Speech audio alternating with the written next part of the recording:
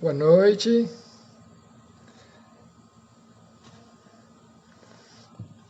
Boa noite, queridos irmãos e irmãs da Casa de Francisco. Boa noite aos nossos visitantes. Boa noite a todos aqueles que vêm nos acompanhando, os comentários da Casa de Francisco durante todo esse ano, né?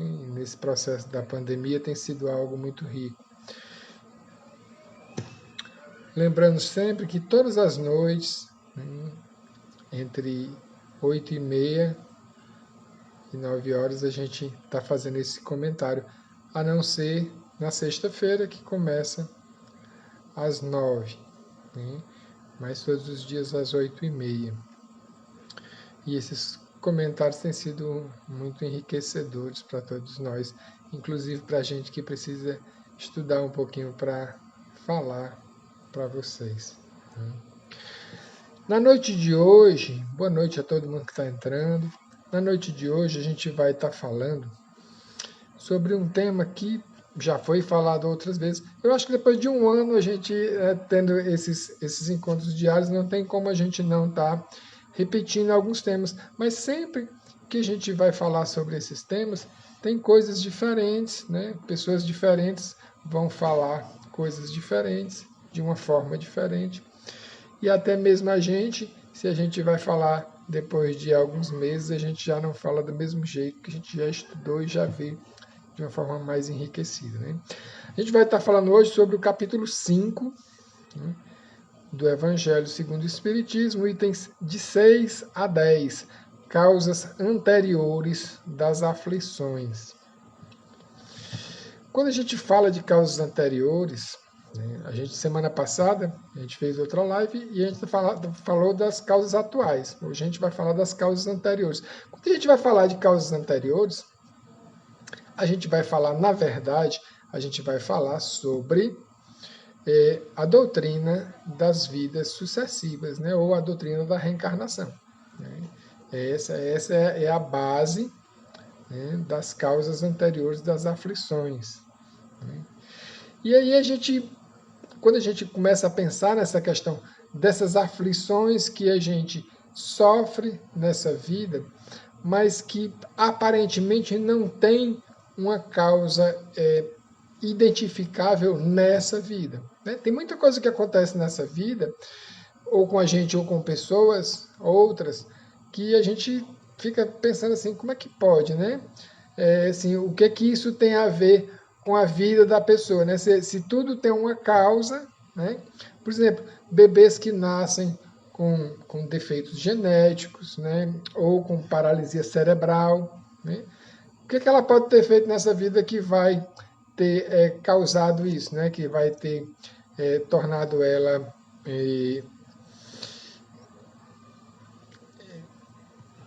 digna de receber uma história dessa, né?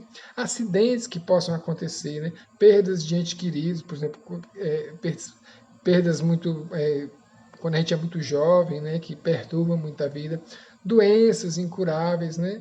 Coisas que na verdade a gente não tem como colocar como uma causa atual, né? Então a gente vai buscar no Espiritismo, através da doutrina das vidas sucessivas ou da reencarnação, a gente vai buscar as causas, né? As causas para essas situações, essas aflições que aparentemente não tem uma base nessa vida. Né?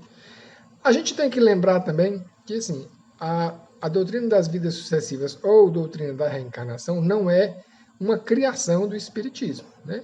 É uma doutrina que já remonta a milhares de anos. Né? Milhares de anos que as pessoas têm essa intuição de que, na verdade, essa vida não é a única. Que nós somos espíritos que peregrinamos de corpo em corpo durante uma eternidade com o objetivo de aprendizado, com o objetivo de crescimento. Né? Claro que a doutrina vista através do Espiritismo ela tem algumas características específicas, mas, de uma forma geral, né, até mesmo os cristãos católicos, né, no início, os cristãos primitivos, eles também tinham essa visão da reencarnação, né? Foi só no concílio de 553 depois de Cristo, né?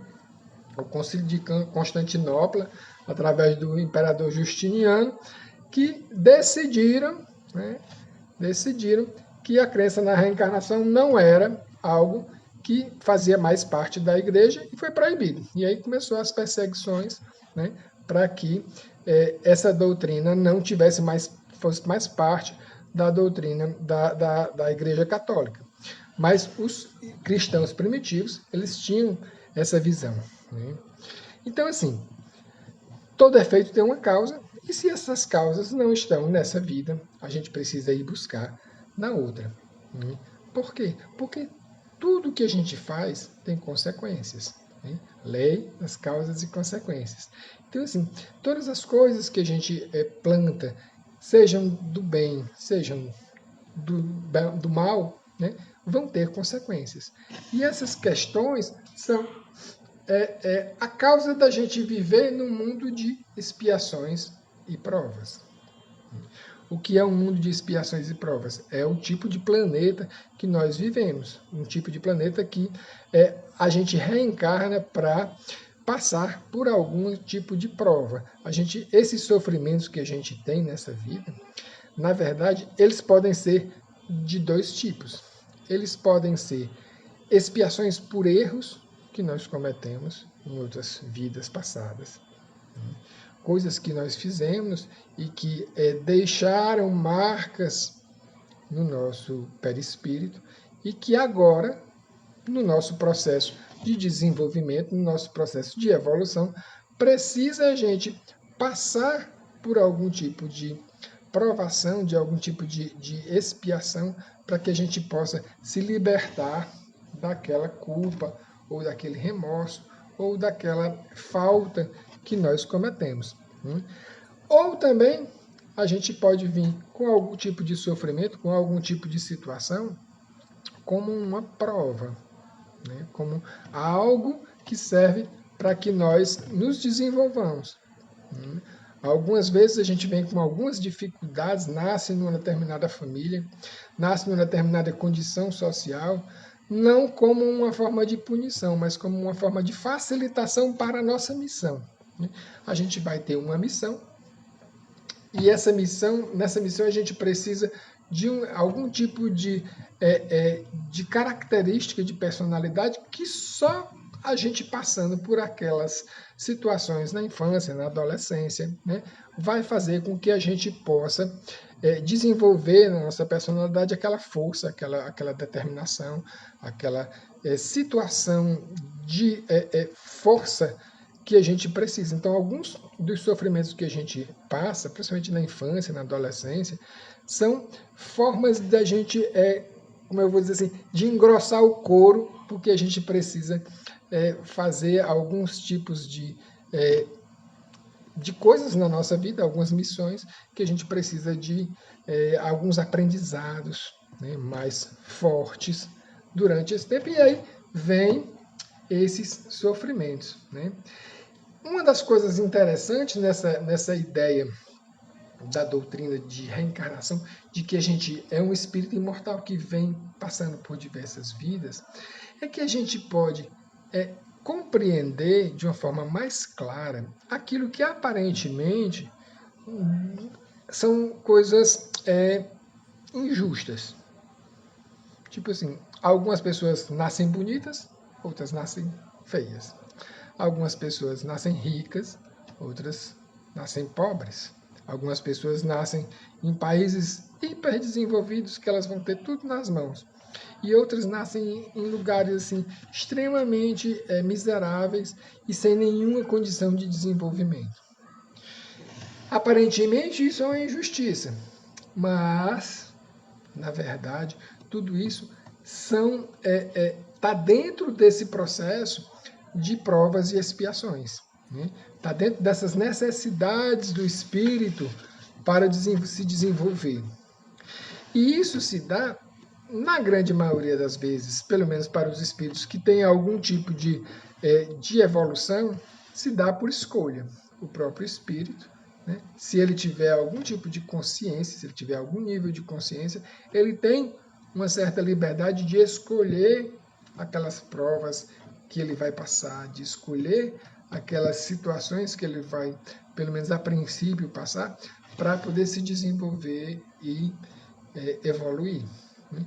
Se é um espírito muito primitivo, se é um espírito muito endurecido, um espírito muito rebelde, as equipes espirituais que estão, de alguma forma, orientando o caso dele, né, que estão cuidando daquele espírito, elas podem, de certa forma, forçar aquele espírito a reencarnar naquela situação, mesmo contra a vontade dele, por uma questão de necessidade dele.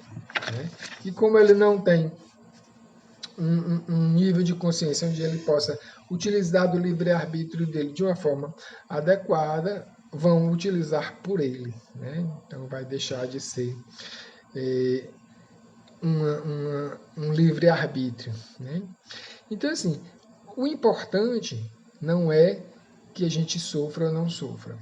Independente de onde a gente nasce, se a gente nasce numa família rica, se a gente nasce numa família pobre, se a gente nasce num ambiente extremamente violento, numa família violenta ou numa família extremamente amável, tudo isso são provas que a gente precisa passar. Às vezes são provas que aparentemente são fáceis, porque a gente nasce com tudo na mão, mas isso é uma coisa que às vezes é uma armadilha que pode nos levar a lugares muito ruins, né? Porque às vezes a gente tem tudo na mão e aí é a tal da prova da riqueza, que é extremamente traiçoeira, porque a pessoa tem tudo e acaba não se desenvolvendo ou desenvolvendo qualidades ruins que ela tinha e que com o poder e com a facilidade ela vai poder colocar em prática. Se ela tivesse uma dificuldade, ela não ia poder desenvolver aquela qualidade ruim dela.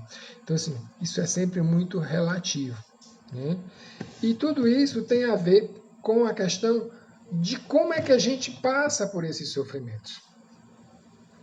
Se a gente passa bem por esses sofrimentos, se a gente sabe sofrer de uma forma resignada, de uma forma produtiva, de uma forma positiva, essas provas, essas expiações, elas vão servir para que a gente se desenvolva, para que a gente cresça, para que a gente possa se tornar merecedores de estar num estágio melhor nas próximas vidas. Né? Se a gente não sofre bem, a gente vai repetir de ano, vai entrar de recuperação e vai repetir de ano novamente, até a gente aprender. Né? A gente não volta para trás. A gente não deixa de saber aquilo que a gente sabe, a gente não deixa de ser aquilo que a gente já é. Porque o desenvolvimento é sempre progressivo. Mas a gente pode estacionar.